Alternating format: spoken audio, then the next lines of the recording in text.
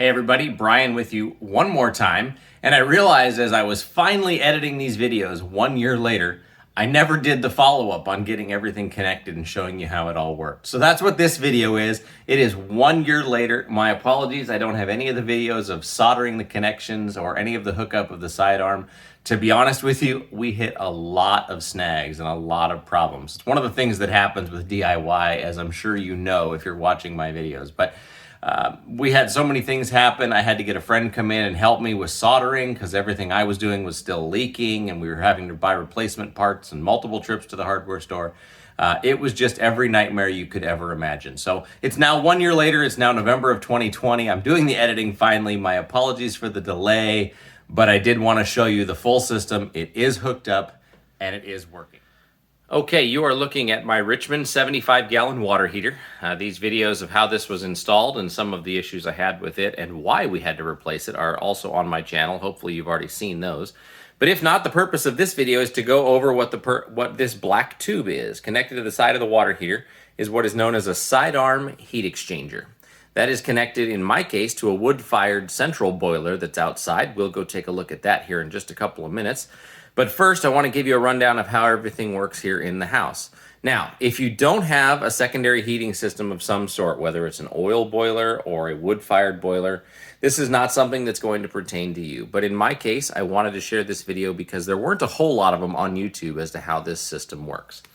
So this tube is, as I said, a sidearm heat exchanger. And what happens is all of this copper you see in these pipes here has hot water coming in from a wood burning stove, basically, that is outside, and I'll show you that. But the water comes in from the side of the house, and I'll show you where it comes in. Then it comes down this tube right here. The water coming out of the wood burning stove is pumped, so it is pressurized, so it's gonna go down, and through this little joint here, it's gonna connect into the sidearm heat exchanger.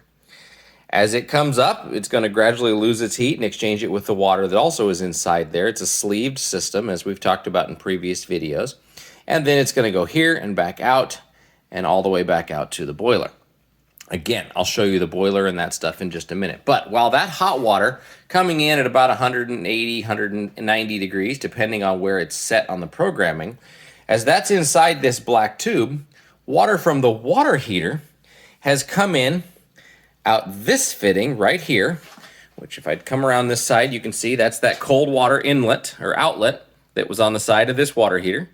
It drops down and goes into the bottom of the sidearm. Now, this is all done by thermodynamic process. You notice that pipe is not insulated.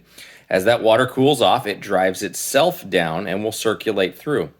Then it gets inside here, and this water is warmed up by that hot water on the outer casing.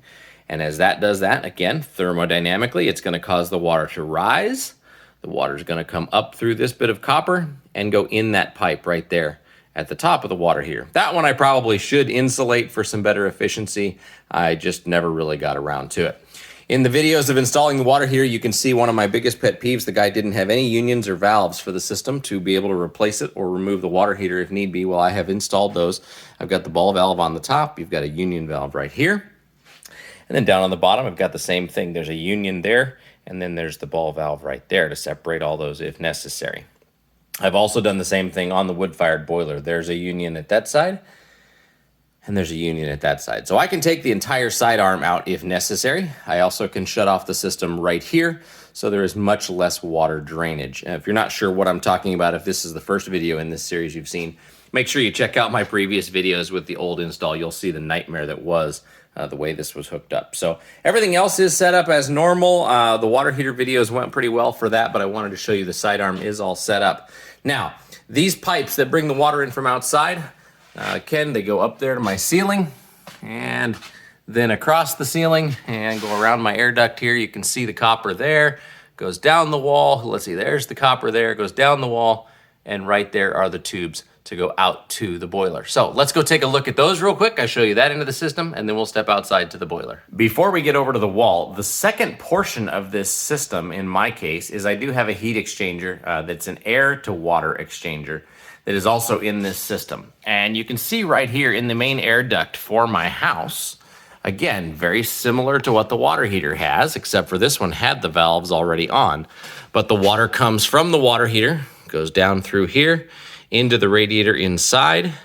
As that goes through a radiator, just like in your car, it's all kinds of little fins and stuff that are inside the air duct here that'll heat the air as it goes through, and then it will come back out and continue on its journey down there over to the wall and back to the boiler to get heated up. So my system is running a air to water heat exchanger, and I am also running a water to water heat exchanger for both heat and hot water heater systems. Okay, let's get over to the wall. We'll take a look at that. Okay, so over against the far wall now. I'll try not to spin so fast that I make you sick, but there's the water heater over there. The tube's copper has come up along the ceiling. We come back down the wall, and the first thing we're gonna see is these two temperature gauges right here. These are just an inline temperature gauge to tell me the temperature of the water. Now, obviously, if I was using the boiler for its heating, this water would be much, much hotter. In fact, I believe it's this gauge is the inlet from the boiler. This one would be up around 180 degrees, and this one would be going back out at whatever the temperature loss is. Right now, you'll notice both of my gauges are sitting at about 90. No, my water from the city is not that hot. What I'm actually doing right now is running the pump because it is winter time. This system is also hooked up to a radiator air exchanger in my garage. And so using the hot water from the circulating system, I'm actually heating my garage for free. So works well, doesn't cost me any additional except for the little bit of pump running. But comes down the copper, we do have the two ball valves there that we've talked about. And then through that insulated pipe, it goes underground and outside to the wood-fired boiler. So let's go take a look at that. Okay, so we are now outside of my home, out in the backyard, looking at the Central Boiler Classic. This is a wood-fired boiler system that can be used as a heater. It's providing that hot water that we talked about in the house for both exchangers. Now, in our family's case, I think I've mentioned, we don't use this as the primary, it's our backup. So we've got a couple of cords of wood that are stacked up. We've also got some junk wood for helping to get it hot quickly. And all of those things will help us if we need this as a backup. But let me show you how this thing works. You can obviously go to the Central Boiler's website and see. This is the burn chamber. There is an automated door right there that, based on the temperature of the water, will open or close to heat and get the fire going even more. I have the system running. You might hear a slight hum with it right now. As we look inside this box, we can see the main control switch, which I have the pump set to on. And I do that, as I said, because I'm utilizing this hot water from my water heater to actually heat my garage. On the outside, I don't know if you can see it or not in the video. Let me see if I can shade it and bring it in. There you can kind of see it is LED, so it flickers, but 92 degrees is the current temperature of the water. So because it's not at the set temperature of 180 or 150, I don't remember what it's set to, that vent is open and that's the only noise we hear. I'm sure if I pulled a fuse or something, I could actually override that vent and it wouldn't allow it to be open, but I'm not worried about it. It doesn't hurt anything to have cold air inside the heater. So when this is not running with fire, not running and burning, I should say, then this is just helping to circulate all that hot water, which is exactly what I want it to do right now. If you're using the central boiler, inside the chamber obviously would be quite hot. You'd have all of your wood and stuff burning, stoke it a couple times a day. Chimney goes out the top. I have it capped just to keep the wasps and stuff away.